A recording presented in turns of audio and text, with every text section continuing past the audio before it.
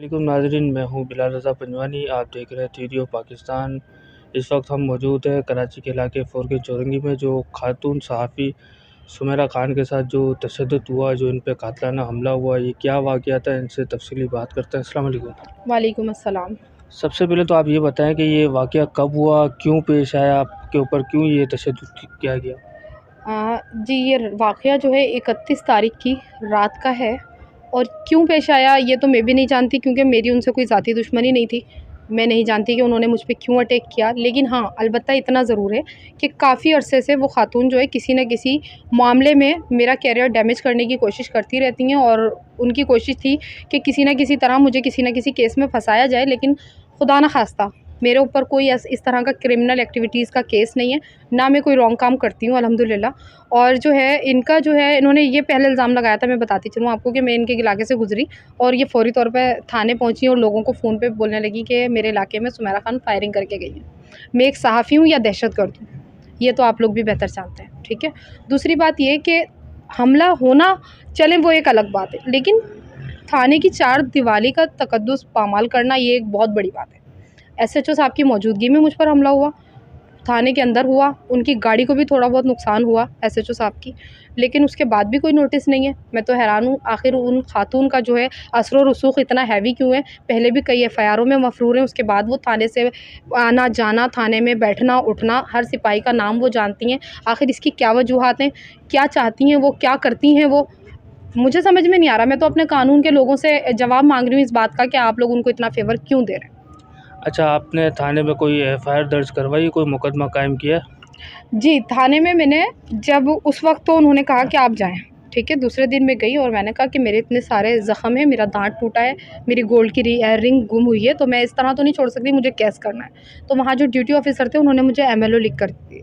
अब तीसरा दिन हो गया है, अब तक कोई कानूनी कार्रवाई अमल में नहीं लाई गई और एमएलओ को वक़्त पे वक़्त बढ़ाया जा रहा है कि कल आप डेंटल ट्रीटमेंट करवाएँ, आज लेडी ऑफ़िसर नहीं है, वो चेकअप नहीं कर सकती हैं, अर्जेंट्स नहीं कर सकते, अलाउ नहीं है। और उसके बाद जो है यहाँ तक ये बात आ रही है कि अब जो है हम डायरेक्ट थाने पहुँचा देंगे एमएलओ की रिपोर्ट। तो वो काफ़ी अरसा लग गया। एक दिन डेंटल ट्रीटमेंट लिख के दे दिया जा रहा है, एक दिन एक्सरे का लिख के दिया जा रहा है, यानी कि जो ज़ख़म आहिस्ता-आहिस्ता ख़त्म होते जा रहे हैं, तो वो ट्रीटमेंट आगे बढ़ता जा रहा है। तो यानी कि रिपोर्ट्स क्लियर आएँ और फिर ये केस से फ़ारिग हो जाए, तो आखिर इसकी वजूहात क्या है? तो मैं अपने आला हुक्काम से गुज़ारिश करूँगी कि इस मामले को जो है फ़ौरी तौर पे एक्शन लिया जाए, और जो पुराने उनके केसेज़ हैं, उन खातून पर सिर्फ़ मेरा ही नहीं, और भी लोगों के क्लेम है कि उन्होंने हमला किया है, और बाकायदा तौर पे उनकी रिपोर्ट्स, एप्लीकेशंस मेरे पास मौजूद हैं। यहाँ तक कि कब्ज़ा ग्रुप की एप्लीकेशन मौजूद है, फ़हाशी का अड्डा चलाने की एप्लीकेशंस मेरे पास मौजूद हैं, और मैं एक साफ़ी होने की हैसियत से इज़्ज़त का दावा भी कर सकती हूँ। मेरी इज़्ज़त को थाने में रहते हुए पामाल किया गया है। अच्छा, कल आपके पास सहाफ़ी तंजीमें भी यहाँ पे आई आपके पास, और इसके अलावा और भी बहुत सारे लोग आए, प्रेस क्लब के भी लोग आए, तो आइंदा आपका क्या लाएअमल होगा?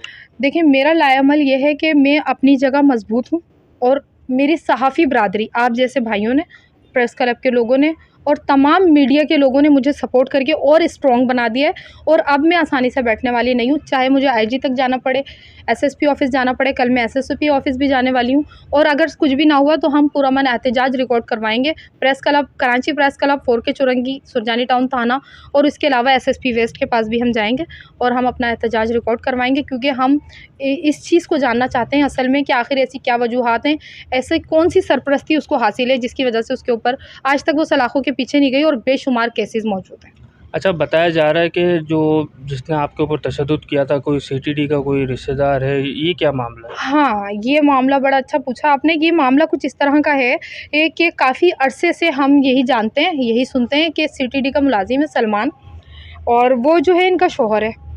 तो हमारी नॉलेज में भी यही है, और हमसे पहले जितने लोग भी कंप्लेंट्स दर्ज करवा चुके हैं उसमें यही है, सलमान सीटीडी वाला जो है वो इनका शौहर है, और आज तक जितने प्लॉटों पे इन्होंने कब्ज़ा किया है वो फुटेजेस मेरे पास मौजूद हैं।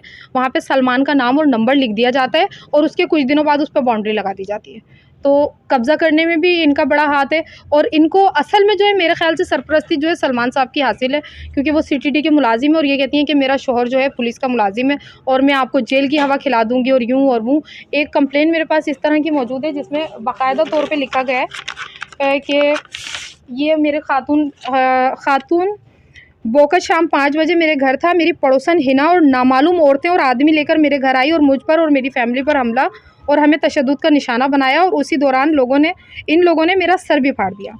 इनकी एमएलओ रिपोर्ट भी इसमें मौजूद है और इसके अलावा काफ़ी लोगों पर हमला कर चुकी हैं। तो मेरा हमला तो कोई मामूली बात हो गया ना इनके लिए, क्योंकि इनकी आदत में शुमार है लोगों पर अटैक करना, एकदम से हमला करना या अपने आप को भारी दिखाना। तो मैं दहशतगर्द नहीं हूँ, ना मेरा काम है हाथ उठाना। मैं कलम की मार देना जानती हूँ और इंशाल्लाह ताला मैं अपने कानून का सहारा लेकर ही इस खातून के तमाम सवालों के जवाब। अच्छा, एक खातून खाली मुझ पर हमला करती तो समझ में आता, लेकिन खातून के साथ 4 मर्द भी थे और वो मेरे बारे में फ़ोन पर किसी को इन्फॉर्मेशन दी हमले से जस्ट 2 मिनट पहले कि तुम तो कह रहे थे वो मीडिया वाली थाने नहीं आएगी, और वो मीडिया वाली थाने में इस वक्त मौजूद है। और उन्होंने ये बात की और फौरी तौर पर मुझ पर हमला किया। यानी कि वो कुछ लोग और इंटर हुए थाने में और उन्होंने, मुझे लगता है एक प्री प्लानिंग के तहत मुझ पर हमला किया गया है और पहले से उनकी कोशिश थी और एक बार और उन्होंने उस कोशिश को कामयाब बनाना चाहा। लेकिन मैं अब आसानी से नहीं बैठूंगी क्योंकि मैं काफ़ी डैमेज हो चुकी हूँ और बेसिकली मेरा फेस कैमरा पर आने वाला है। मैं एज अ एक्टर भी काम करती हूँ, मैं एज अ एंकर भी काम करती हूँ, और अगर मेरा फेस डैमेज होगा तो लाजमी सी बात है मेरा कैरियर डैमेज होगा। तो इस तरह की हरकतें इस बात का सबूत हैं कि ये मेरा कैरियर डैमेज करना चाह रही हैं। और मेरे गले पर जो निशान, मैं वो फुटेजेस भी आपको दे दूँगी। जब ये बहुत गहरा था उस वक्त उन्होंने मेरी जो ब्लैक शॉल मैंने ऐसे बांधी हुई थी, उन्होंने उस शॉल को एक और फंदा देके मुझे घसीटा है। बाकायदा तौर पे मुझ पर कातलाना हमला किया गया है। तो इस मामले की मैं आईजी सिंध, डीजी रेंजर्स और तमाम आला हुक्काम और निगरां हुकूमत से भी गुजारिश करूंगी कि इस मामले की फिल इस पर कार्रवाई की जाए और इस पर एक्शन लिया जाए। जी, तो हमारे साथ मौजूद थी सुमेरा खान, जो कि एक सहाफ़ी है और पाकिस्तान में कहा जाता है कि सहाफ़ी एक आज़ाद है, मीडिया एक आज़ाद है, और जिस तरह जो प्राइवेट लोग हैं इस तरह सहाफ़ियों पर तशद्दुद करते हैं और थानों में कोई सुनवाई नहीं होती। हम सबकी गुजारिश है निगरां हुकूमत से, रेंजर से, पुलिस से कि इस पर फ़ौरी नोटिस लेकर कानूनी कार्रवाई अमल में लाई जाए।